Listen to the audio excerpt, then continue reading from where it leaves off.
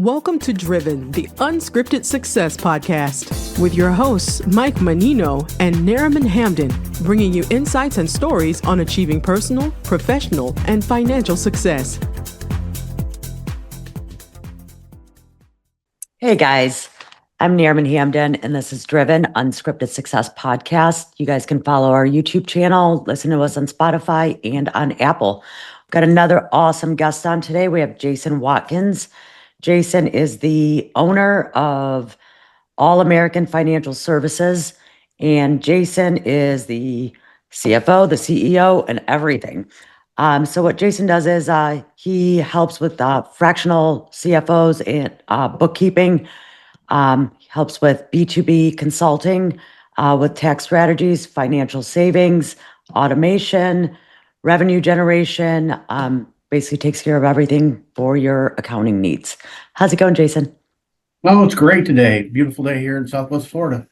Yes, I see you're out in Cape Coral. I'm a little bit further than you, over in Naples.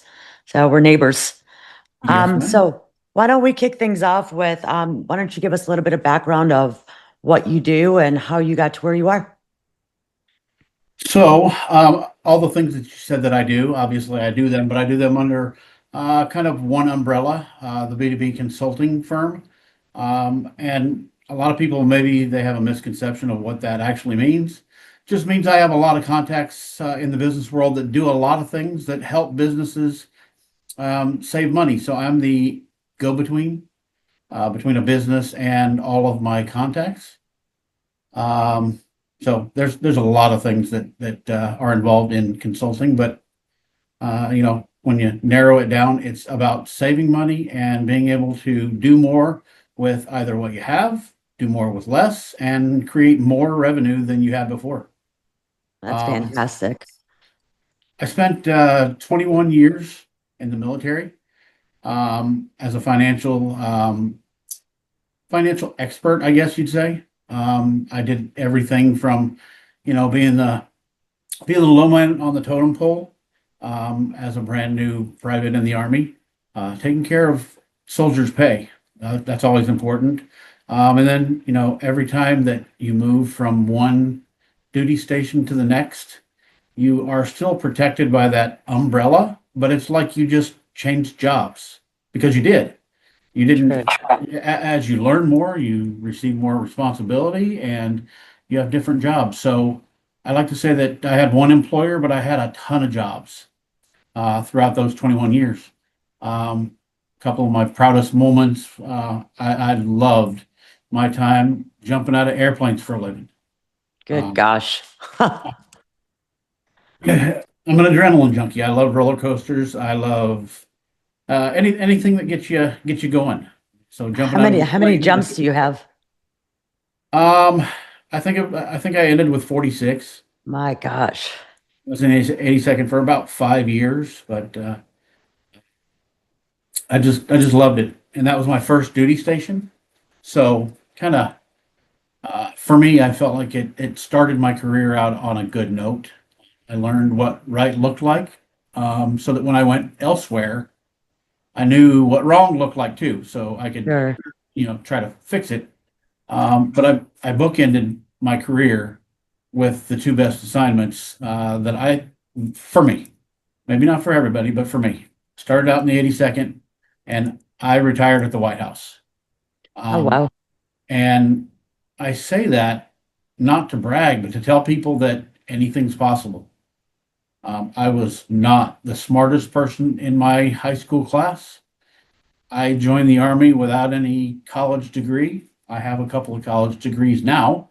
But work ethic, opportunity, good luck, good connections will get you a long ways. Sure, I'm sure. Well, first of all, thank you for your service. I mean, Thank you very much. appreciate that. So let me ask you this, when you think back, are there any moments that you'd say really changed the game for your career? Anyone. I mean, just as luck would have it, I kind of got tired of being in the finance field in the Army, and I have a a bachelor's degree in criminal justice. So I thought that after I retired, I was going to get out and go be like a financial crimes, something with the FBI. Sure. Unfortunately, that didn't actually happen, or fortunately, maybe. But that brought me to having to get a top secret clearance to be able to apply for CID while I was in the military, Criminal Investigation Division. Again, that didn't work out, but I did get the top secret clearance. That's great. The Army moved me up to DC, and I worked somewhere in DC before the big house at another location. But with that top secret clearance, I learned a lot about business process optimization. I worked on the world's largest ERP. So data analyst, but I used my financial skills and, all of the things that I had learned in the Army to assist them in building that ERP that combined all of HR and finance functions all into one system. And because of my location in DC and my top secret clearance, I got a tasker, which means, hey, we need you to fill a spot for a short amount of time to do a job. Hence going over to the White House. And for me, it's all stepping stones. They wanted somebody to come over and help them build a collections platform so that they could more professionally collect monies due back to the Air Force. Well, I had learned that from my previous job. So luck, location, and knowing the right people. And Sure. 6 months turned into 4.5 years. And I retired from the military about 6 years ago. Well, thank you for your service again. Thank And that you. is impressive. I mean, start from enrolling to the military all the way to the White House. I mean, pretty impressive career. So, what's a skill or habit you think doesn't get enough credit for contributing to your success?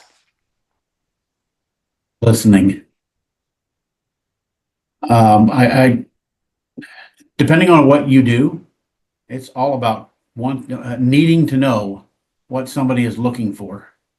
And if you don't listen, you're never going to figure it out. Don't go into a meeting knowing what they need. Let them tell you what they need. Sure. Sure. We're all born with one mouth and two ears. That's for sure. So listen up. So I'm sure leading a team has its challenges, especially being in the military and moving from place to place and helping keep our finances on track and keeping payroll going. What's your leadership style? And can you give us an example of how that helped you through a tough spot? Oh, well, again, I think the military groomed me to be the leader that I did become, and hopefully the leader that I still am. But we had the crawl, walk, run phase. You're going to sit next to me and you're going to watch me do something.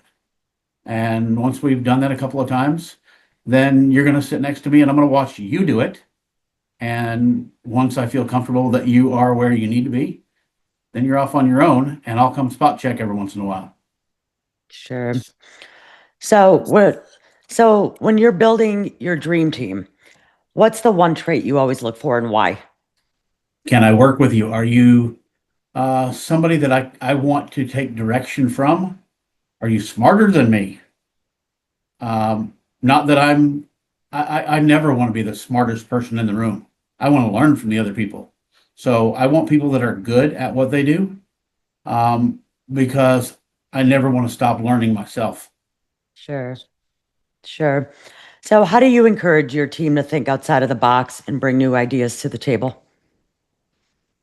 Well, I'd love to have, a quick sit around, whether it's on Zoom or at a table like we used to do.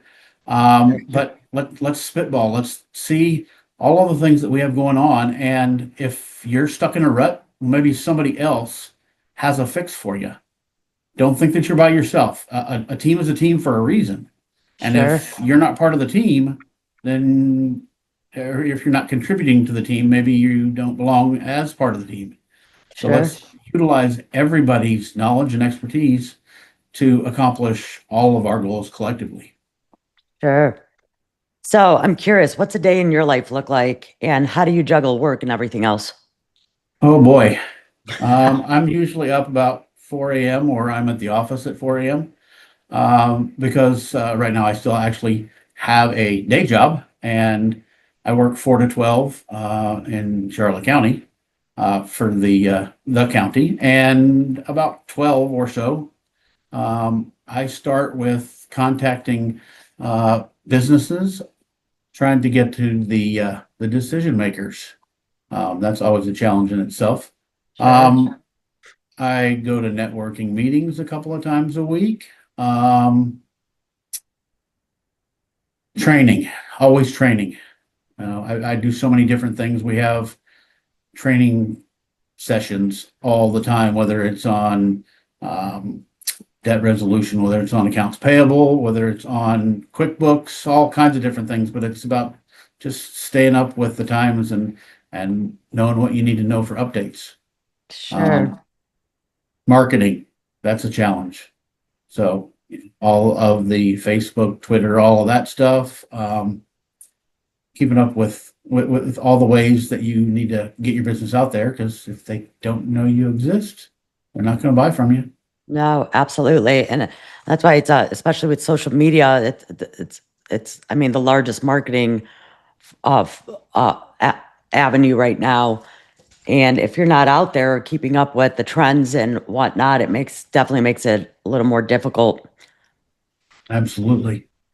So has there been a book, a podcast, or someone that's really changed your outlook or approach? A book or a podcast?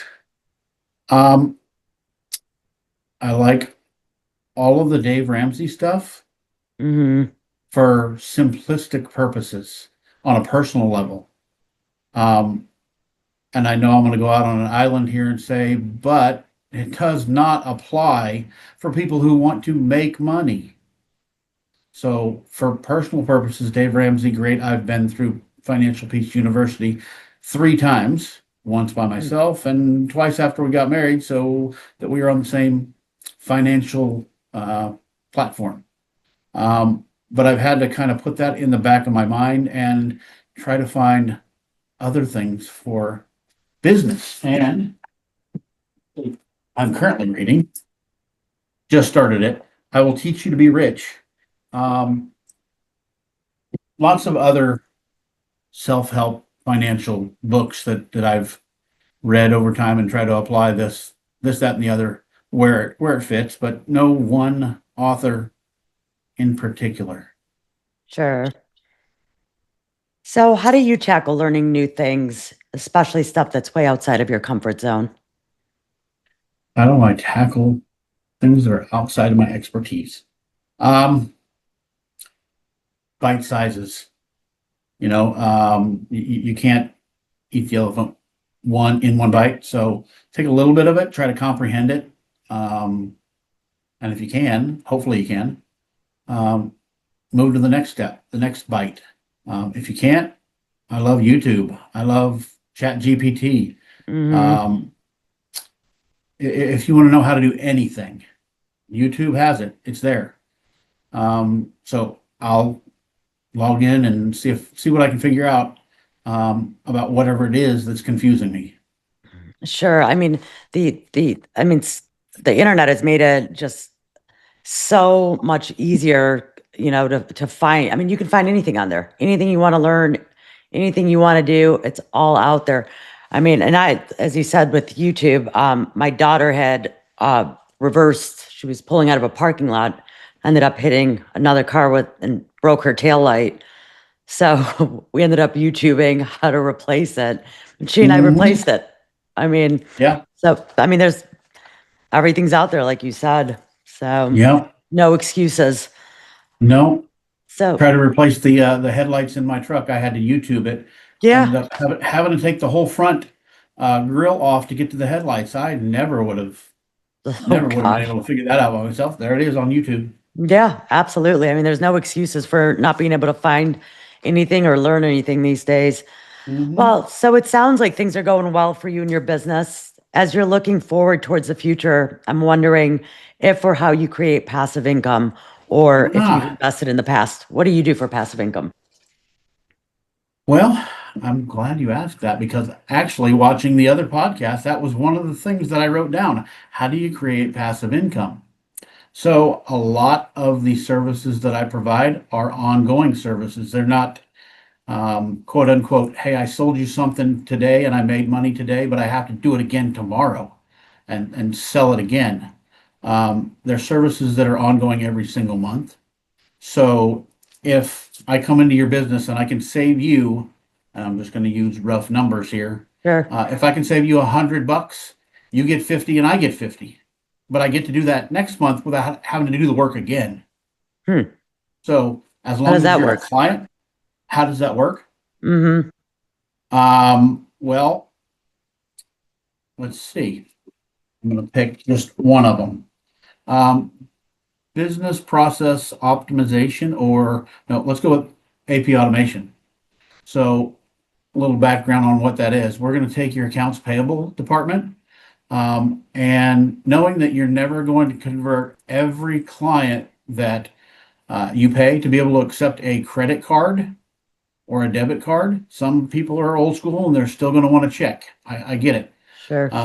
But you're going to take your accounts payable department and you're going to theoretically pay all of your bills via a virtual card.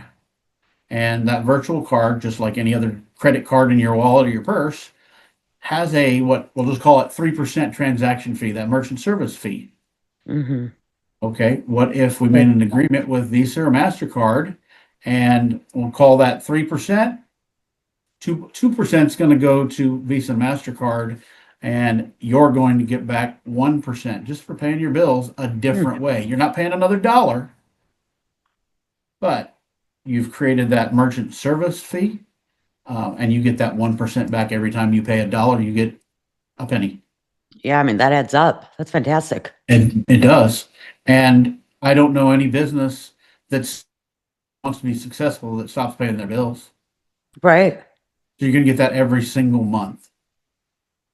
So anytime a business that I bring on pays their bills, I get paid.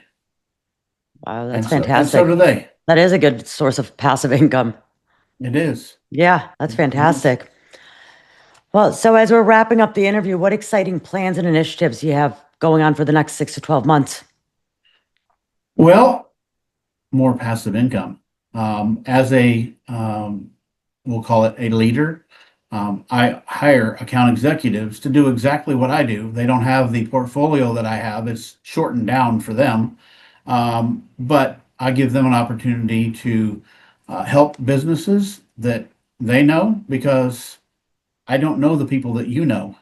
So I hand over my business portfolio and let them make money helping other businesses. And just like an insurance broker or a real estate agent or a real estate broker, I get a small piece of the pie every time somebody helps another business save money. That's great. So like I said, it's like owning a brokerage. Sure. Another source of passive income for you. Exactly. Wow, that's great. Well, thank you so much for coming on. If anyone wanted to get a hold of you or connect with you, how does one get a hold of you? Preferably email me, and my email is info@allamericanfinancialservices.com. Wonderful. Thank you so much for coming on. And if anyone needs Jason's services or guidance with finances, shoot him an email. Thank you, guys. See you next time. Thanks for listening to Driven, the Unscripted Success Podcast. Want to share your story? Apply to be a guest at drivensuccesspodcast.com/guest.